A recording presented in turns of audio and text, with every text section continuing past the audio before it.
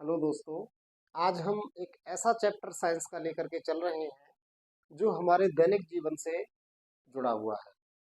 हमारे चारों ओर बहुत प्रकार की अभिक्रियाएं होती रहती हैं जिनकी ओर हम ध्यान नहीं देते हैं। जैसे यहाँ इस चैप्टर में दिया है रासायनिक अभिक्रियाएं और समीकरण। तो हमारे चारों ओर बहुत प्रकार की हर किसी वस्तु के साथ अभिक्रियाएं होती रहती हैं, रिएक्शंस होती रहती हैं, लेकिन हम ध्यान नहीं देते हैं।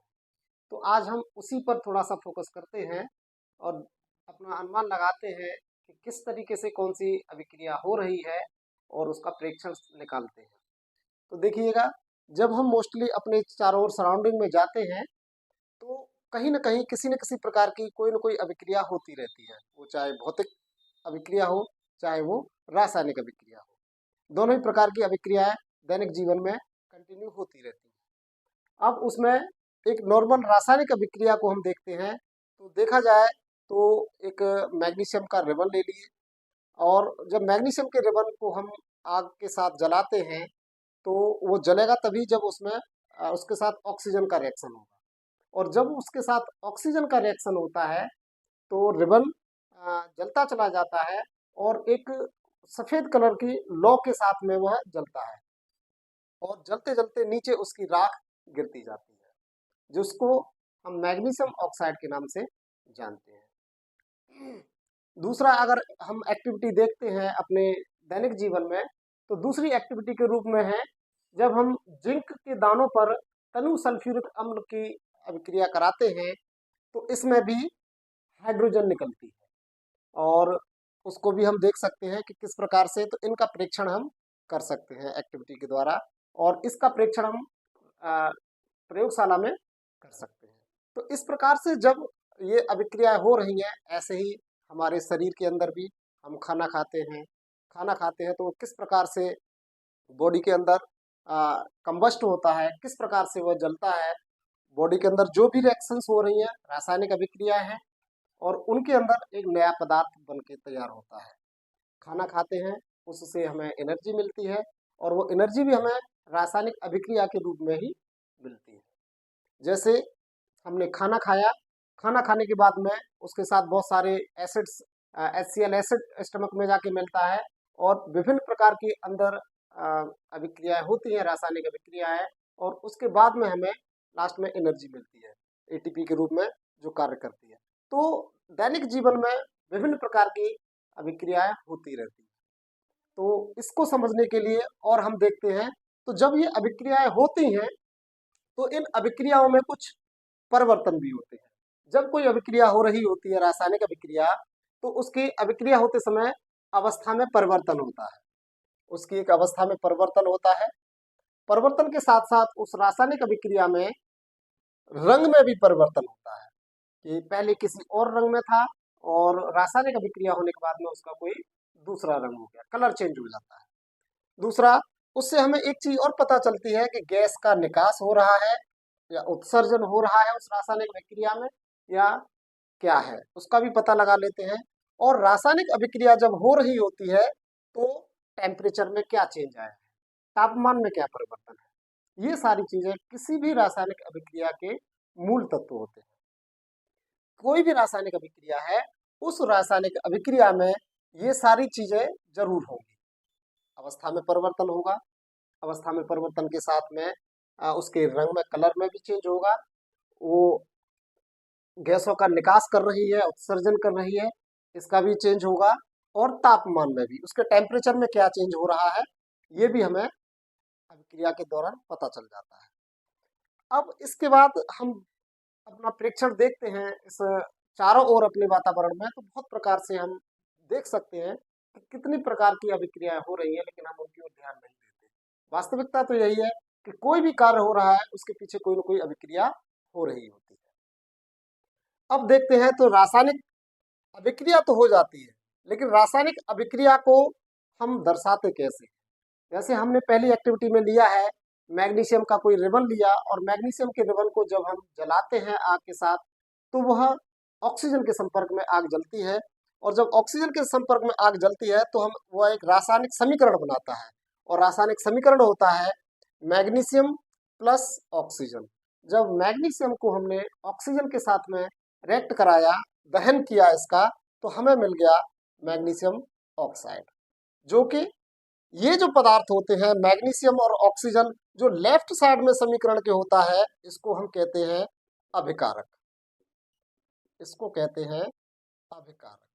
और जो तीर के बाद आगे जो प्रोडक्ट बनता है उसको हम कहते हैं उत्पाद। तो किसी भी रासायनिक अभिक्रिया के लिए जो लेफ्ट साइड में होंगे इसको हम LHS भी कह सकते हैं और इसको हम RHS भी कह सकते हैं। तो बाई तरफ जो भी हमारे तत्व मौजूद होंगे वह उत्पाद कहलाते हैं, और दाई तरफ जो भी होते हैं उनको हम बाई तरफ के अभिकारक होते हैं और दाई तरफ को हम उत्पाद कहते हैं, जो LHS और RHS के रूप में जाना जाता है। दोस्तों, ये प्रक्रियाएं कंटिन्यू दैनिक जीवन में चलती रहती है, इस ब्रह्मांड में चलती रहती है। अब इसके बाद हम देखते हैं कि समीकरण को तो हमने लिख लिया। समीकरण क्या है? किसी भी व्याख्या का संक्षिप्त रूप होता है। अब हम चलते हैं आगे कि समीकरण को किस प्रकार से लिखा जाता है। तो लिखने का तरीका है, ये हमने जनरली लिख दिया है, लेकिन अगर हम इसको देखते हैं तो इसको लिख सकते हैं Mg plus O2 is equal to हो सकता है MgO।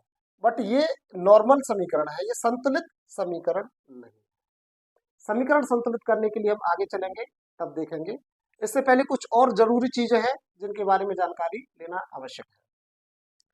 तो किसी भी रासायनिक अभिक्रिया में क्या होता है, हमने पहले भी ओल्ड क्लासेस में पढ़ा हुआ है कि जब भी कोई रासायनिक अभिक्रिया हो रही होती है तो उसमें कुछ न कुछ चेंजेज होते हैं।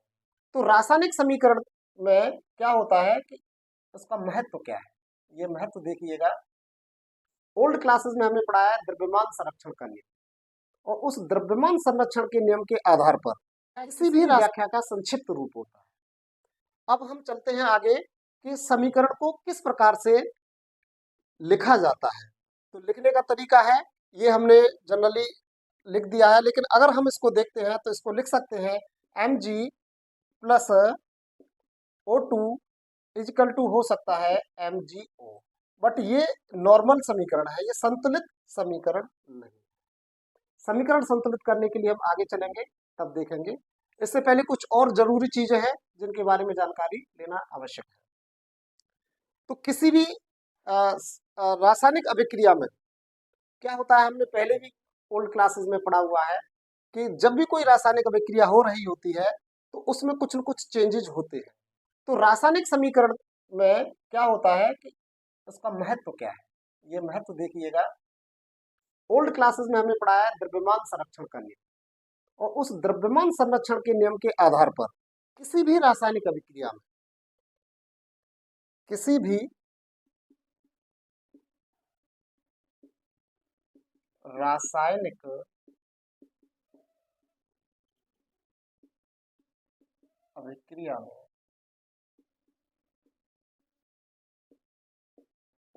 किसी भी रासायनिक अभिक्रिया में द्रव्यमान का द्रव्यमान का न तो निर्माण होता है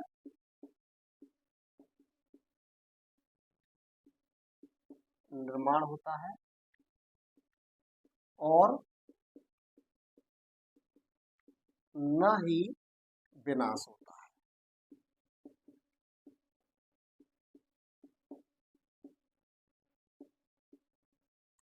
ये द्रव्यमान का संरक्षण नियम है।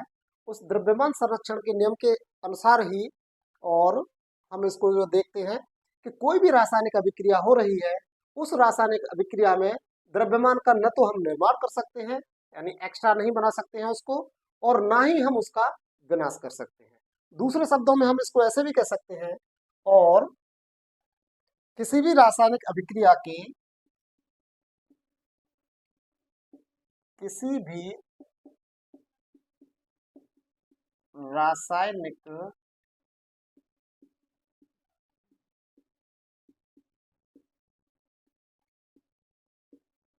किसी भी रासायनिक अभिक्रिया के उत्पाद तत्वों का उत्पाद तत्वों का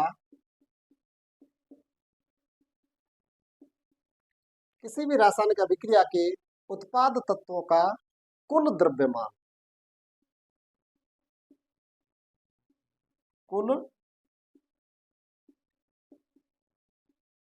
द्रव्यमान यानी कोई भी रासायनिक अभिक्रिया हो रही है तो उस रासायनिक अभिक्रिया के दौरान जो भी कुल उत्पाद तत्व होते हैं उनका द्रव्यमान जो होता है अभिकारक तत्वों के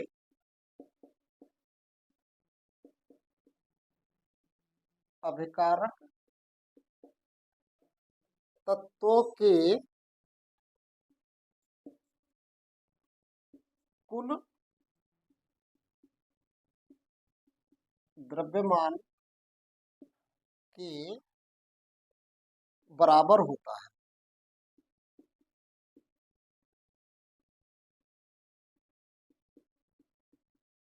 बराबर होता है इसका मतलब ये होता है कि लेफ्ट साइड में जो भी हमारे अभिकारक हैं जैसे Mg प्लस O2, तीर का एरो लगा दिया हमने तो ये हो गया MgO। अब यहाँ पर इसका मतलब ये होता है कि ये जो समीकरण लिखा हुआ है यह समीकरण संतुलित नहीं है, ये समीकरण असंतुलित समीकरण है।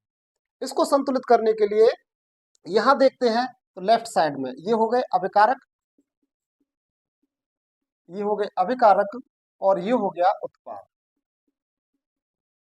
अब इसमें देखते हैं तो यहाँ Mg का एक परमाणु है, यहाँ भी Mg का एक परमाणु दिया हुआ है राइट साइड में, लेकिन यहाँ ऑक्सीजन के जो दो परमाणु मॉलिक्यूल्स दिए गए हैं लेकिन यहाँ पर सिर्फ एक ही दिया गया है, इसलिए यह असंतुलित है। इसको संतुलित करेंगे तो ये हो जाएगा, संतुलित करने के लिए जब हम इसको 2Mg कर देंगे, 2Mg प्लस यहाँ पर ये O2 है और जब इसको आगे उत्पाद की ओर लेके जाएंगे तो आ जाएगा 2MgO। 2MgO इसको कहते हैं मैग्नीशियम ऑक्साइड, मैग्नीशियम ऑक्साइड। तो इस प्रकार से हम किसी भी रासायनिक समीकरण को संतुलित भी कर सकते हैं। इसके अलावा और भी है जो मैं अभी आपको बताता हूं कि किस प्रकार से हम रासायनिक समीकरण को संतुलित करते हैं, लेकिन सबसे पहले हमें समझना ये जरूरी है यहाँ पर कि यहाँ जो उत्पाद आया है ये बनके मैग्नीशियम ऑक्साइड जो बनकर के आ रहा है, इधर परमाणुओं का नंबर और लेफ्ट साइड में दिया गया है अभिकारक, उधर परमाणुओं का नंबर, दोनों तरफ समान होना चाहिए तो ही ये संतुलित समीकरण होगा, अन्यथा ये संतुलित समीकरण नहीं होगा।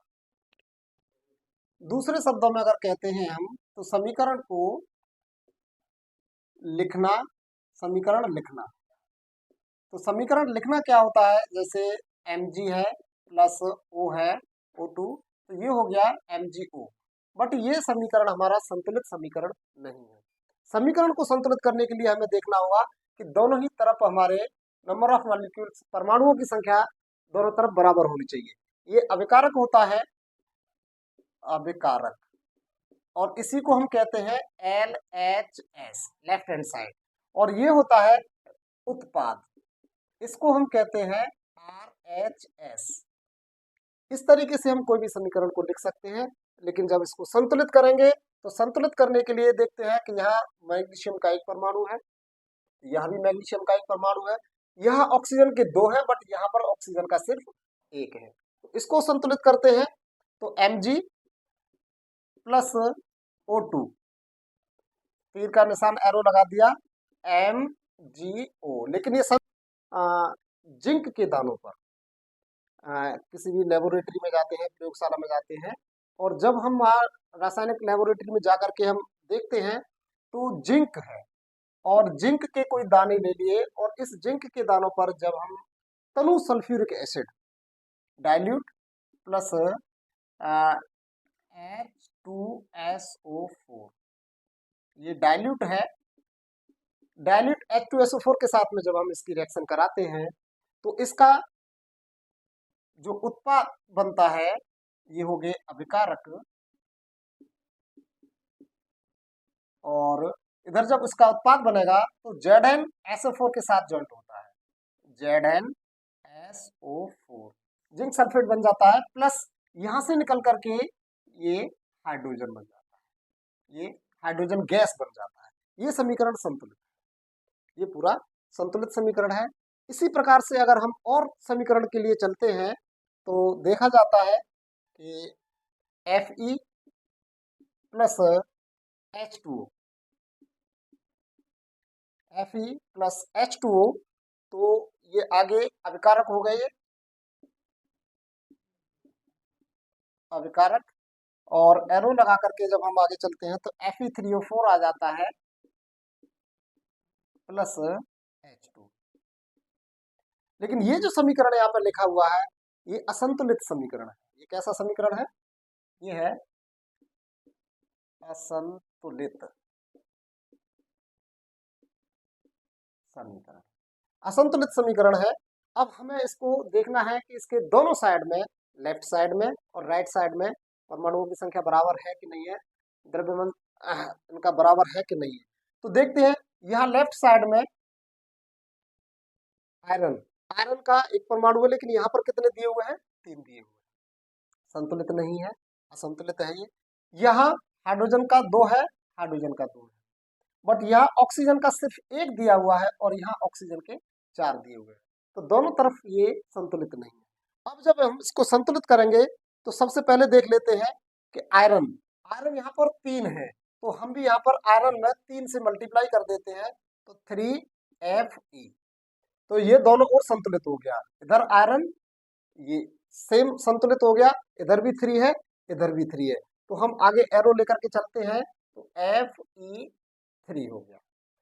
हमारे साथ आगे देखते हैं तो यहाँ पर आ रहा है ऑक्सीजन के मॉल परमाणु 4 आ रहे हैं, लेकिन हमारे यहाँ पर सिर्फ ऑक्सीजन का 1 आ रहा है।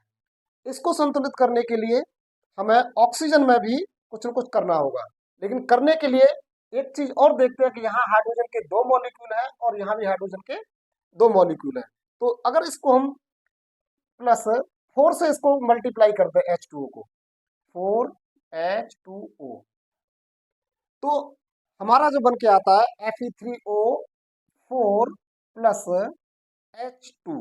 अब H2 है, लेकिन हमारा यहाँ H2 कितना हो गया है? 8।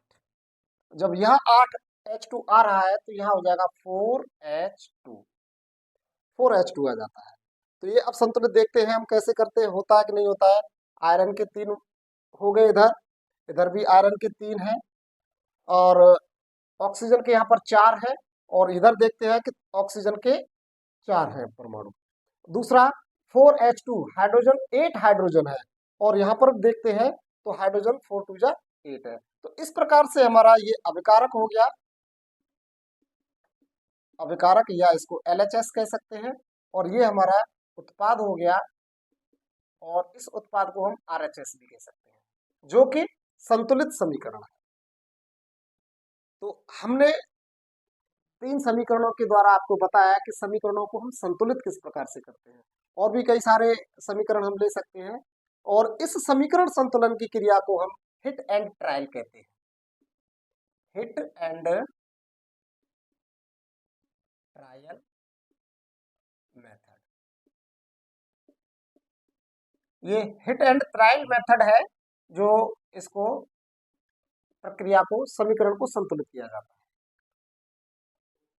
तो दोस्तों आज हम इसको यहीं तक छोड़ते हैं, नेक्स्ट फिर आगे इसको कंटिन्यू करेंगे, और समझने की कोशिश कीजिएगा कि किस प्रकार से किसी समीकरण को संतुलित किया जाता है असंतुलित समीकरण को। तो ये तो था हिट एंड ट्रायल मेथड, जिसके द्वारा हम इन समीकरणों को संतुलित कर रहे थे, और बाकी डिटेल्स नेक्स्ट वीडियो में।